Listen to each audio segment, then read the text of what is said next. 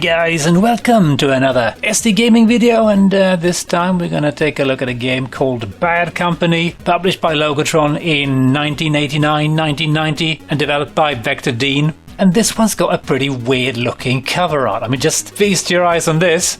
The woman in front looks absolutely tiny, while the guy behind her looks like a giant, and he's carrying a weapon that looks like it could take down the moon or something. Also that creepy eye sticking out of his helmet. And the artwork's been done by someone called Junior Tomlin, and I've never heard of this guy, but I do know that he's made some other covers for 16-bit games back in the day, like Leatherneck, which, to be perfectly honest, also looks pretty damn weird. It's just very strange cover. But hey, enough about this, and let's look at the game. Vector Dean. Nice logo. I approve. And here we have a really nice looking title screen by Chris Sorrell. It actually looks better than the real artwork for the cover, I think. I'm not sure if he only worked on the title screen or if he worked together with Pete on the in-game graphics. I think they did work together, kind of looks like it. And I do remember playing this game back in the day and being pretty impressed by the technical aspects and the visuals and the music. But gameplay just never really clicked with me, and I don't quite remember why. Probably because it was a bit too repetitive. This is a Steve Bark game and he was great at doing technically competent stuff, but usually his gameplay would suffer from time to time at least. And I'm just going to press 1 for one player and get some music by David Whittaker, so that's nice. And we also get to choose the character, and I do believe they have different properties like agility and speed and such, and some of them can use more weapons than others. I don't really know too much. Let's just go with Kronos Warchild. That's an awesome sounding name. Nice screen. Do not remember this at all. Oh, I can select. Oh god, what's going on here? Why is it flickering back and forth? Maybe I can only select the no bonus one. Alright, let's go there. Don't remember this at all. And don't remember the star field either. And this is of course a Space Harrier ripoff. Very clearly, and yeah, it looks pretty nice, and we got these pricks throwing mines. Get away from me. It plays slower than Space Harrier, but I mean, yeah, the graphics looks nice. They're pretty smooth, pretty impressive. I'm not sure what keeps hitting me constantly. Okay, bowling balls. Oh yes, we need to have balls in games, don't we? The explosion effects are really rather nice. Can I fire upwards? No, I don't think I can. But I can back away, so we could just get out of here, I suppose. We can move outside the screen, which is a bit strange, but alright. Oh, is that a boss? Oh man, it's so hard seeing the projectile, and they keep hitting me. Even though I'm nowhere near that garbage. Come here, whatever the hell you are. Googly-eyed bastard. Okay, yeah. I'm not sure if the hit detection is just a bit wonky, but let's shoot that guy in the face. Come on. Can we grab this? No. Oh, hang on. I think if it's red, we can't pick it up and that damages us or something. Yeah, I'm not entirely sure. I did find the manual.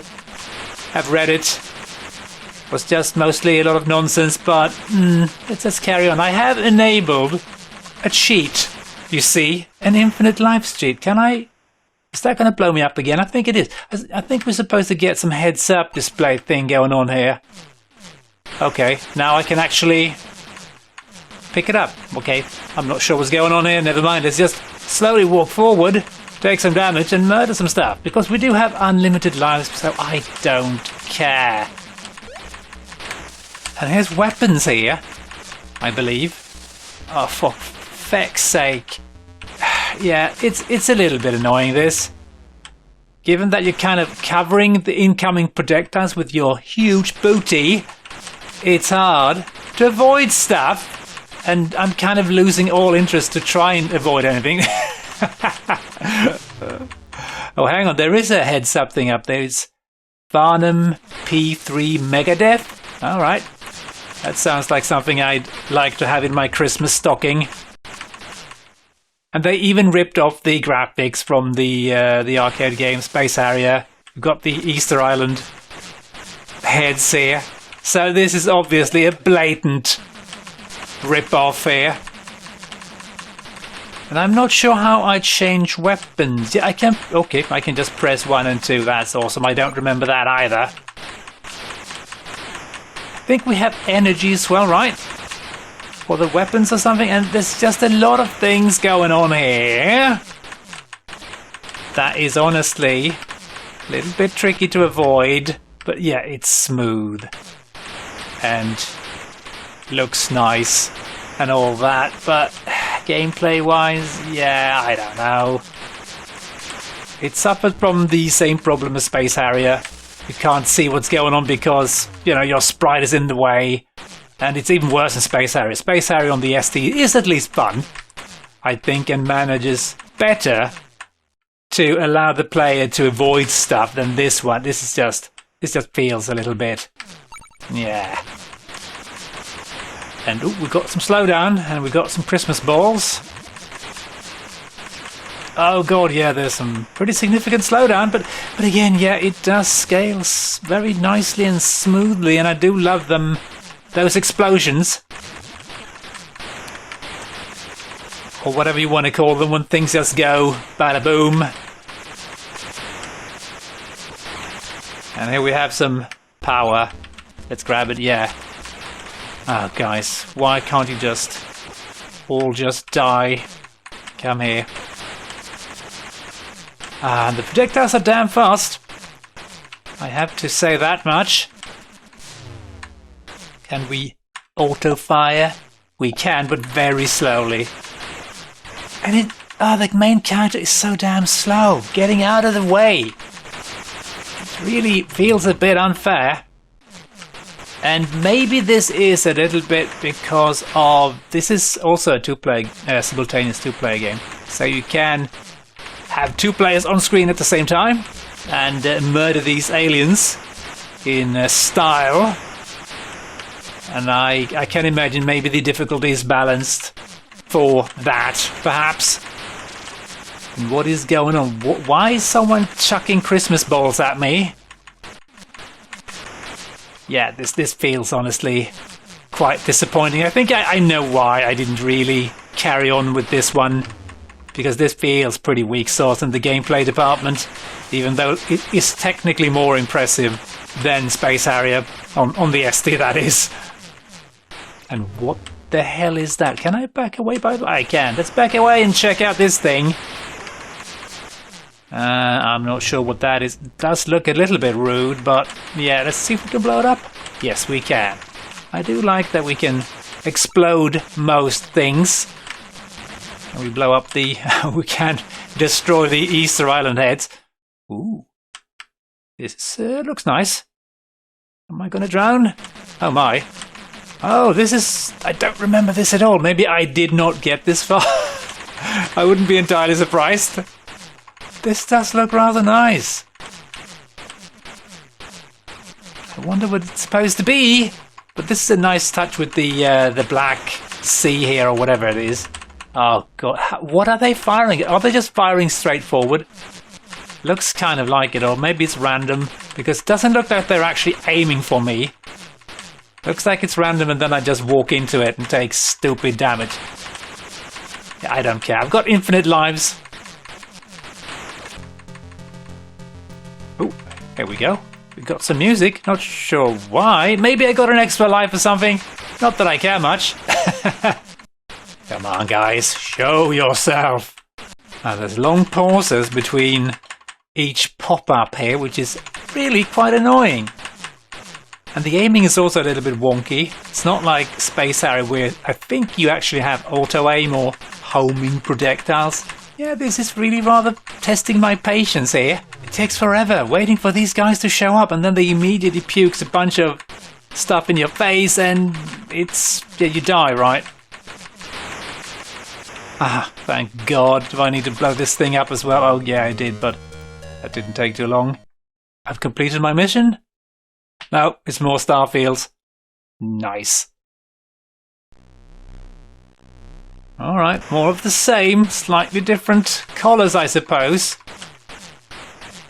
I do like me the gradient sky. And would you look at that? That looks very familiar too. That looks like something from the fantasy zone.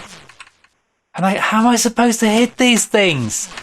Maybe there's special weapons that allows me to hit these jellyfish funky things. So maybe I'm just supposed to walk past them, I guess. Oh god, look at the snakes. Whatever they are. Yeah, I'm pretty sure I never got this far back in the day. Gameplay is really underwhelming, I must say. There's definitely some neat touches here and there, but... Ah, boss time! Not sure what this is.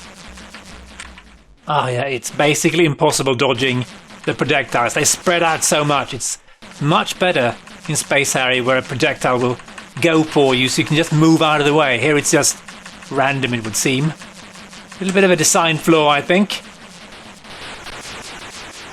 Ah, there we go. Take that, you fiend. Oh, another... Oh, what the... Oh, let's have a look at these guys. They look a little bit interesting. There we go.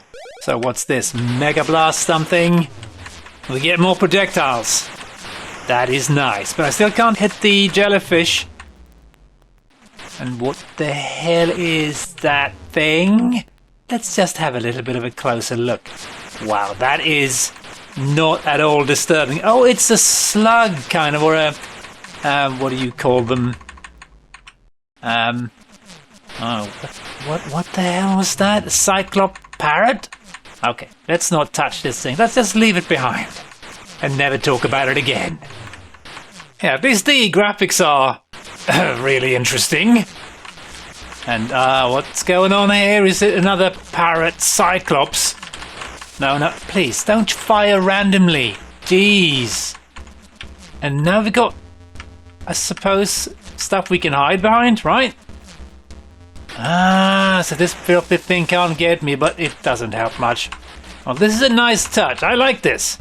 Although it takes forever trying to avoid getting hit and... Whoa, okay. Yeah, never mind. I'm not even gonna bother. Let's just blow this thing up. Another boss fight, kinda. With a spread shot that I absolutely despise. Oh, there's two of them. But I can't hide behind this, I presume, right? Yeah, gameplay is not great. It really is rather lacking. And mostly frustrating. Everything takes forever. And you keep fighting the same enemies over and over again. Do you mind standing more to the right so I can actually murder you, please? There we go. That wasn't so hard, was it? And here's another one. Oh god, it's just one of these mini bosses after the other. And I hate the spread shots. Yeah, I kind of understand why I wasn't too fond of this back in the day. I doubt I even got to that black lake even. And fought the first boss. And here's another black lake. Okay, let me guess. There's going to be more of the same. Okay, I see. Ah, yes. This just takes forever, even with infinite lives. It just takes forever, and it's not particularly fun. This is, yeah, pants, I would say. Feels a bit like Bark just extended gameplay artificially here. Alright, next stage, more Starfields. Okay, different graphics, that's nice. But it seems to be more of the same. A near Space Harrier experience. But sadly with rather lacking gameplay. Oh, I got a new weapon, Joy! And we got a weird looking thing.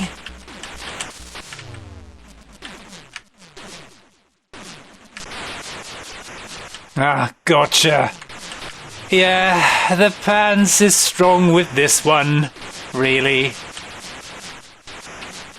But the sprites do look nice and they scale nicely, and that's kind of the best thing I can say about the game.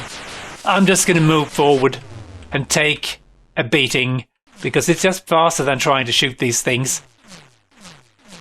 And it also improves the frame rate. This level reminds me a bit of Exterminator. Although I'd rather play Exterminator for sure. Another boss, or rather the same mini-boss as before. Still not fun to fight these guys at all.